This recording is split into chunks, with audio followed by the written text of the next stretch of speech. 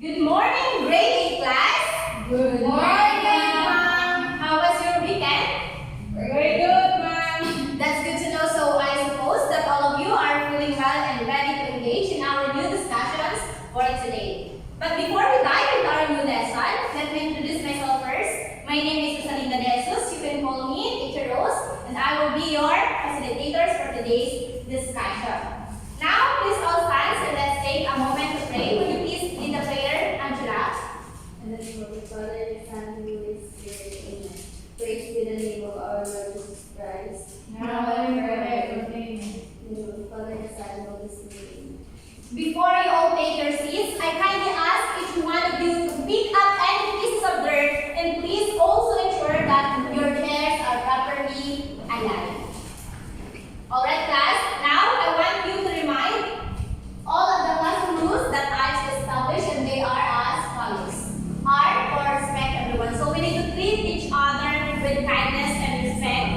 And we will listen to different perspectives and opinions without judgment. And A for actively participate. So you must pay attention during class and participate in discussions.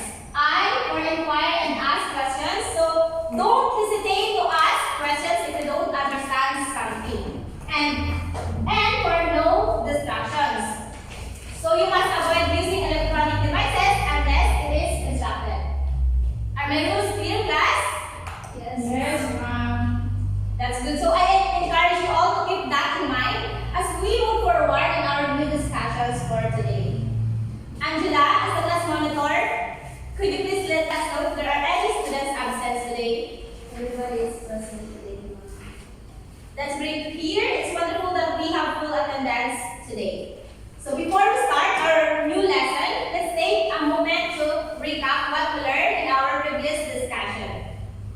Can you recapitulate what our last lesson was about? Yes, Franz?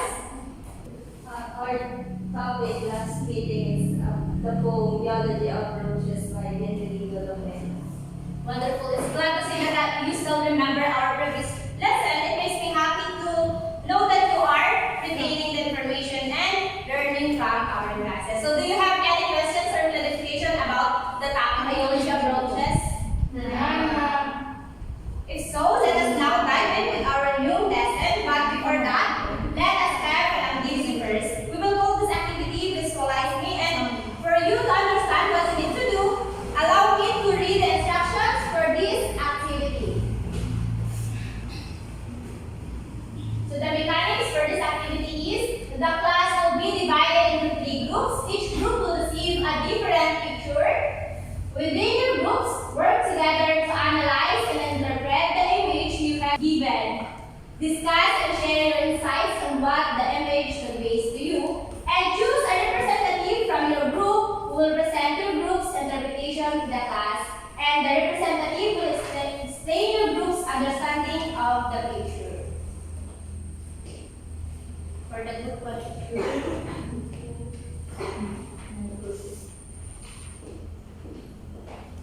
We only have 3 minutes to work on that activity.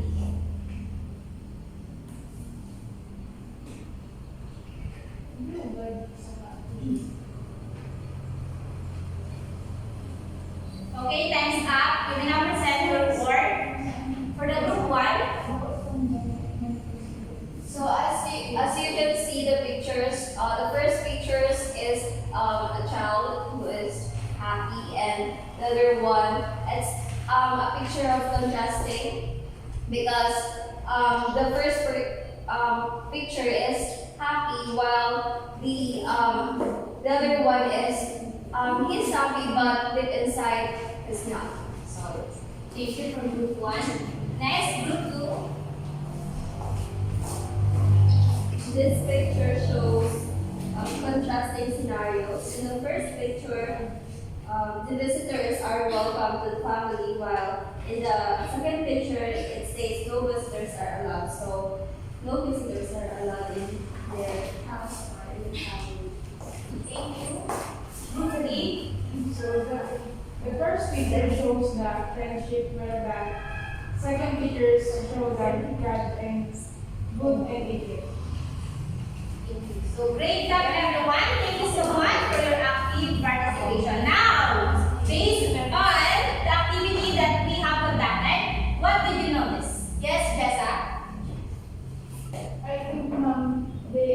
Contrast. Okay, thank you.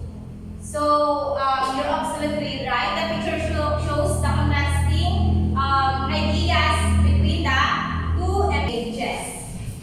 So today, we will read, analyze, and explore the poem titled Once Upon a Time.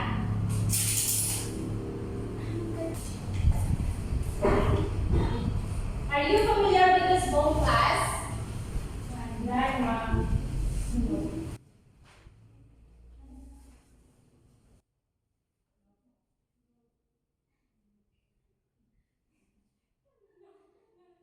Okay, I have a question, class, before we tackle this poem.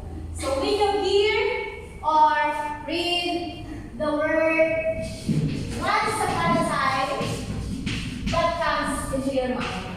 Okay. Yes, Maridel. It's like it happened years ago or this. Thank you. Any other question? Yes, yes, I think, ma'am, it's ended happy ending. Okay, thank you. So,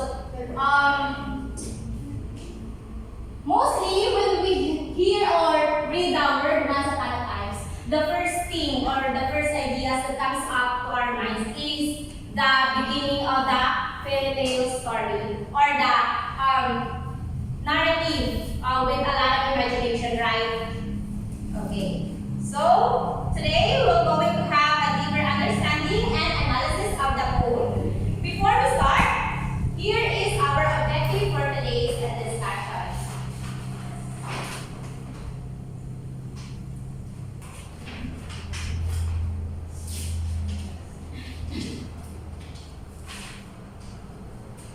Angela, please read the objectives. At the end of 60 minutes discussion, the students are expected to analyze the poem titled Once Upon a Time by Gabriel O'Hara, relate the themes and messages of the poem to real-life scenarios, and compose a creative written or visual interpretation of the poem. Thank you, Angela. Now I will show you a picture.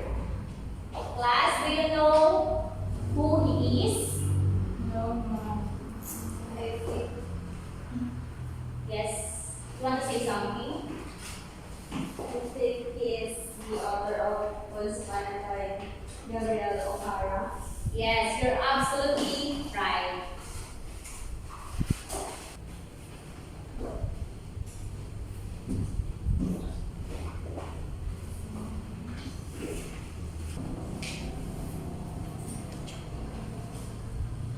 So this picture is Gabriel O'Hara. Franz, can you read? It's Gabriel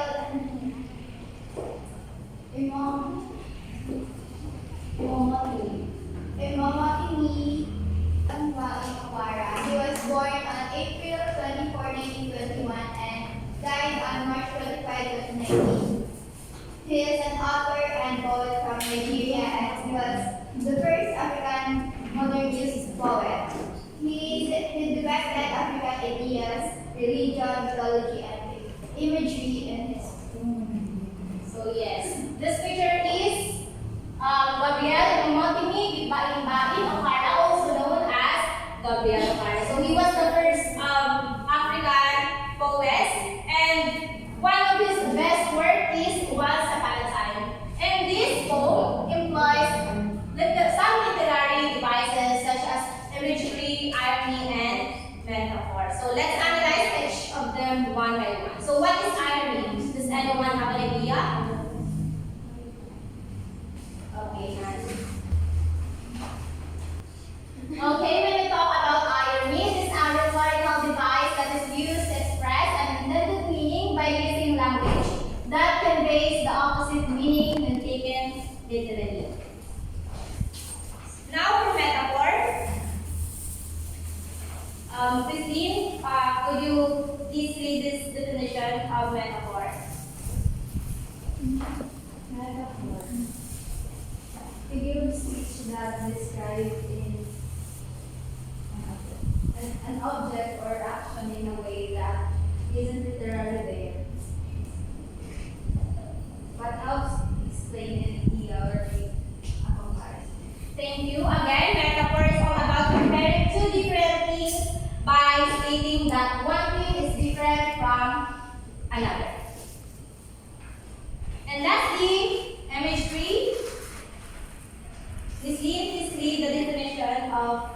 imagery. Imagery is a visual symbolism that evokes a mental image or any other kinds of sense, impressions, especially in a literary work. Okay, thank you. That's it. Imagery is the use of descriptive language to create mental images in the mind of the readers. Now, before we proceed to our formal discussion, let's have first the unlocking of difficulties. These are the words that you may encounter while reading the text. So, for the instructions, choose the correct word inside the box that corresponds to the meaning of it. Write the right word on the blank space provided before the number. So, anyone who wants to answer can proceed to the board.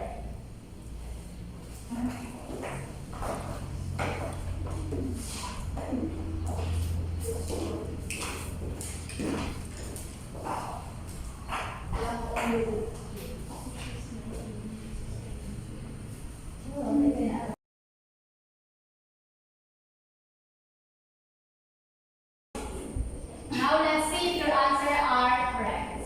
Number one, it refers to the public facade or outward appearance of a person while in a public setting. Is this correct, class? Yes. This is face. Yes, this is correct. Number two, it is an expression used to express pleasure or relief of being free of someone or something undesirable. Fix. Is this correct, class? No. Maybe. No. The correct answer is good readers. Good. For number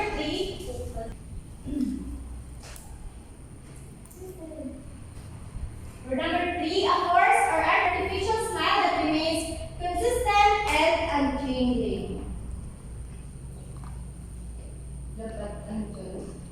The correct answer here is fixed portrait smile. Number four, it describes a smile or laugh that is insincere or without genuine emotion or happiness.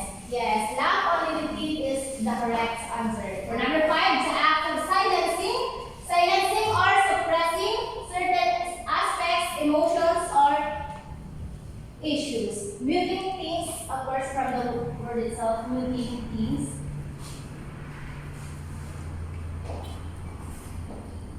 For number six, it describes eyes that appear cold, distant, and devoid of warmth or emotion, similar to the coldness of an ice block. Ice black, cold eyes.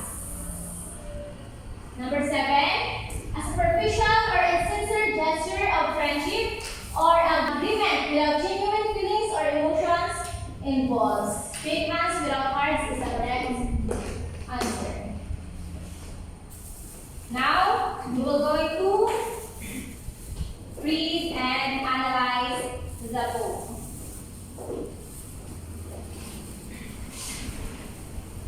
Once Upon a Time by Gabriel O'Hara.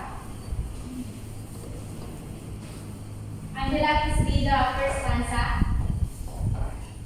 Once upon a time, son, they used to laugh with their hearts and laugh with their eyes, but now they only laugh with their teeth, while their eyes belong with cold eyes they search behind my shadows. Please read the second stanza. There was a time in there they used to shake hands with their hearts, but that's gone, son. Now they shake hands without hearts, while their left hands search my empty heart. You, Maridel, please read the third stanza. Filato, come again, they say, and when I come again, and Filato, once, twice, there will be no tries, for then I find doors shut on me. Next, Angela, please read. So I have learned many things, son. I have learned to wear many faces like dresses, home face, office face, street face, post face, cocktail face with all their conforming smiles like a fixed portrait smile. Please continue.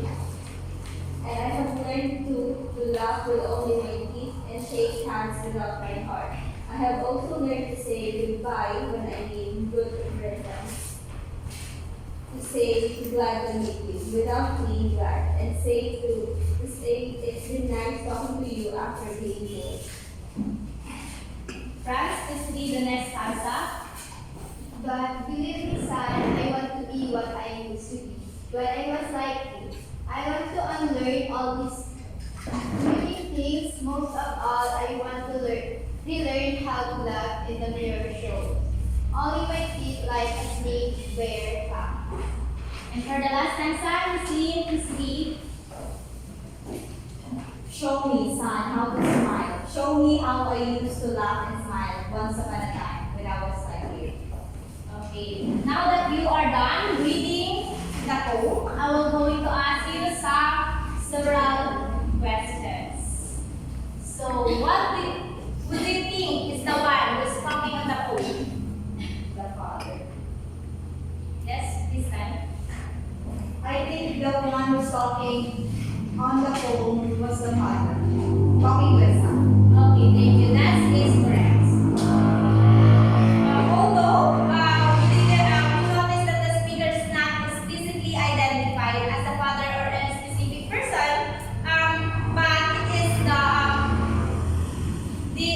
but we can be sure that this is one of the parents of the son. So, what assumptions can you make about the kind of life he has lived in his present circumstances? Angela, would you want to share your answer?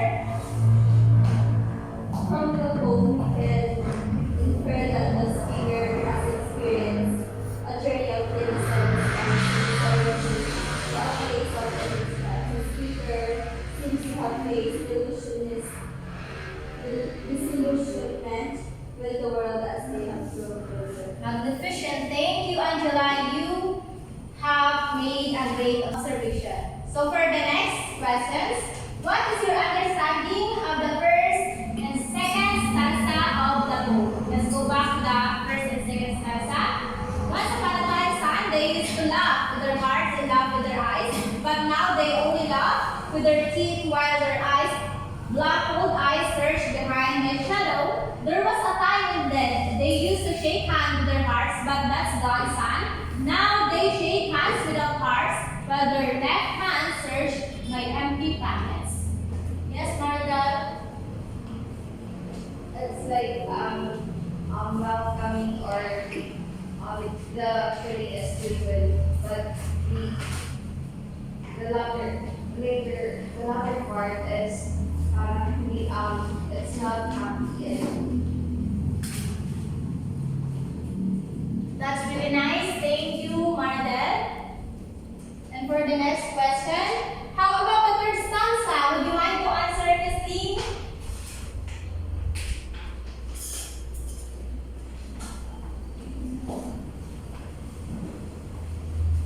Okay.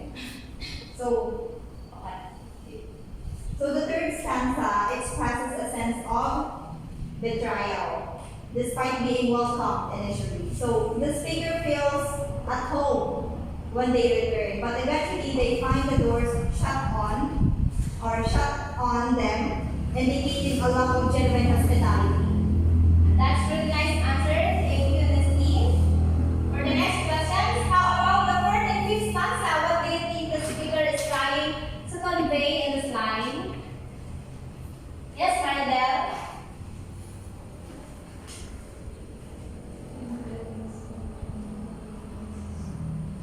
it's like pretensions of the person before she learned the things about herself where different places it's like Okay, thank you. That is correct. For the sixth stanza, who wants to share their understanding on this stanza? Yes, Angela. In the sixth stanza, the speaker expresses a desire to regain their youthful innocence, amid the suppression and rediscover genuine laughter symbolized by the starkness of their current profession. Thank you, Angela. And for the last stanza, yes, Maridel.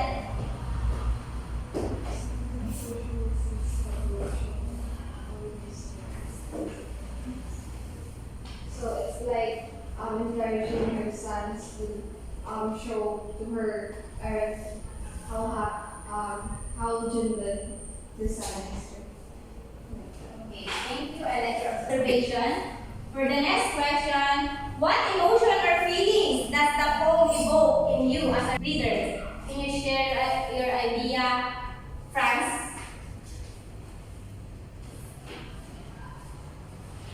So the message conveyed by the poem is the fleeting nature of human existence and the inevitability of loss and change.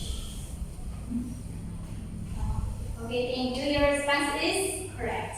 You are one of the excellent readers. So for the next question, why do you think the poet has given it the title Once Upon a Time? Do you have any idea, Christine? So I believe that the author, which is Gabriel Alcara, entitled it Once Upon a Time because it likely refers to the reminiscent tone of the poem, which reflects on the past and the passage of time. So the title suggests that the events and memories described in the poem are form of a time long past and that they are now lost in the sand of time. Very good. Thank you, Nasleen. And for the last question, what do you think is the central theme or message conveyed by the poem? Yes, Maridel.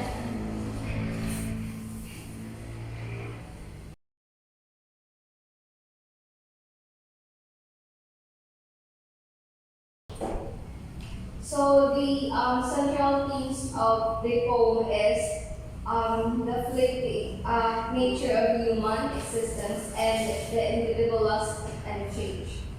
So the poet reflects on the preciousness of life and the importance of cherishing every moment, no matter how significant it could be. Thank you for your answer.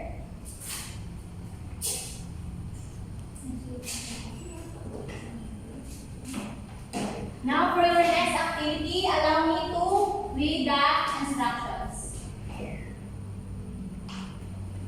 So the title of this activity is Character Perspectives or Thought Bubble Creation. The mechanics: choose a partner in the class and time to be able to select one character from the poem. You can choose to portray the author, the father, or the son. In pairs, imagine yourself in the shoes of the character you have chosen. Craft a sentence and think about what the character might want to say.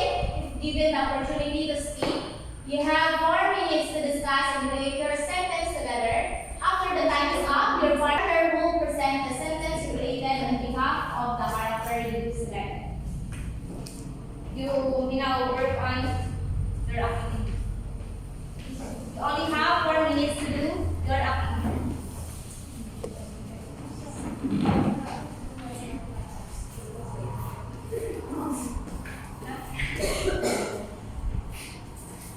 Okay, time is up. The first representatives, you will now proceed in front and share your ideas.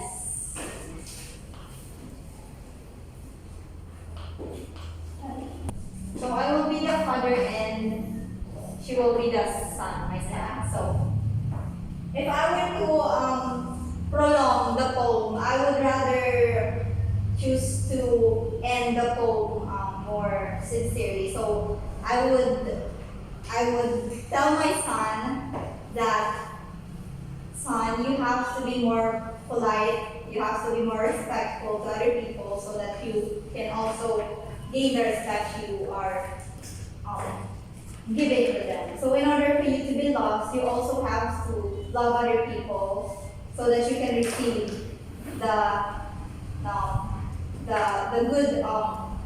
good manners or good portraits that you are giving to other people. So yeah.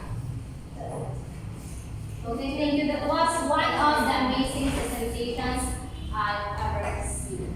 For your last activity, let me read to you again the mechanics of this activity. So it is entitled Throwback Memory Sketch. So for the mechanics, the class will be divided into 3 groups. Each group must draw or sketch a significant event or activity from their childhood that brings them joy and is no longer commonly seen in today's time. Every group member is required to share their nostalgic memories with each other while creating the sketches. You only have 5 minutes for the sketching activity. After the allotted time, each group will choose a representative to present their work to the class. So each group must draw or sketch an event or activity from your childhood that brings joy to you, but now it is no longer commonly seen in today's world. Okay, time is up. Marida, would you mind to share your work in front? So here are the sketch that we. So here's before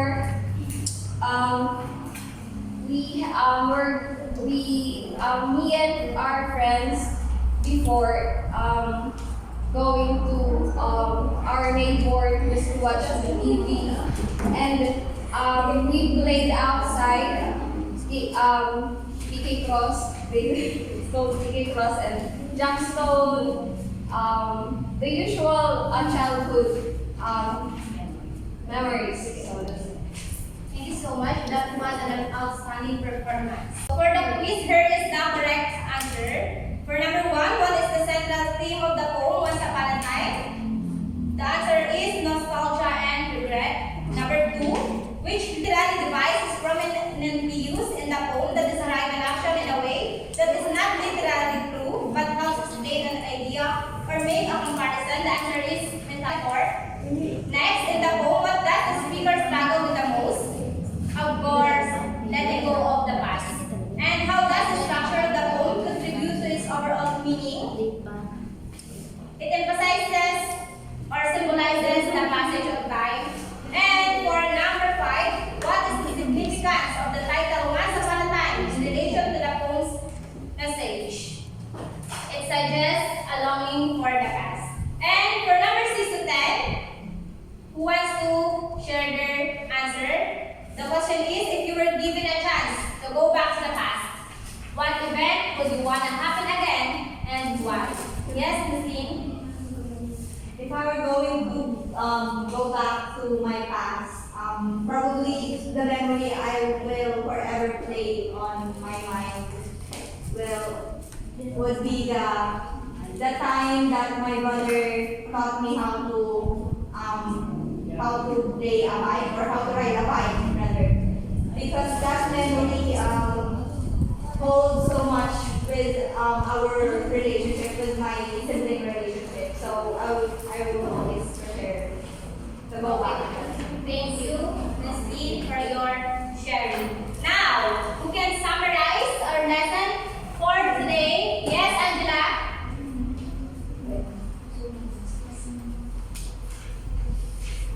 Our lesson today is the poem Once Upon a Time by Gabriel Hara. In the first line, that poem is the father who is having a conversation with his son. Thank you. That was an amazing takeaways. Thank you, Angela. Now for your assignments. Let's read the instruction. So the first one is, if given the chance to have 3 wishes, what changes or things would you like to alter or request in the behavior or actions of people today and why? So you will going to compose an essay of not less than 300 words addressing the above questions, of course, detailing the alteration or request you would make in people's behavior or actions and providing a rationale for each wish. And for your advanced reading, have an advanced reading and study on the story A Little Incident by Lou Shaw. So alright everyone, that wraps up our lesson for today. Do you have